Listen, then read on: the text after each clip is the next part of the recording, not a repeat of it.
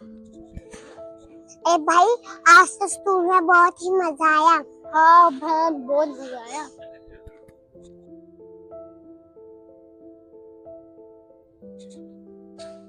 सब बच्चे स्कूल जाते हैं, बस एक मैं ही नहीं जाती। आज पापा आएंगे ना, उनसे बात करूंगी कि मैंने भी स्कूल जाना है।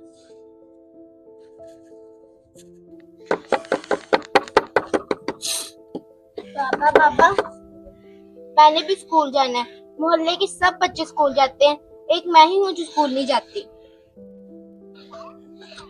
अरे बेटा, किस माँ बाप का दिल नहीं करता कि उसका बच्चा स्कूल जाए।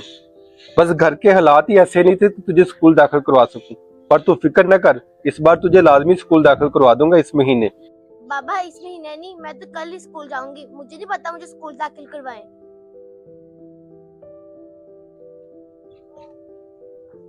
अब फातिमा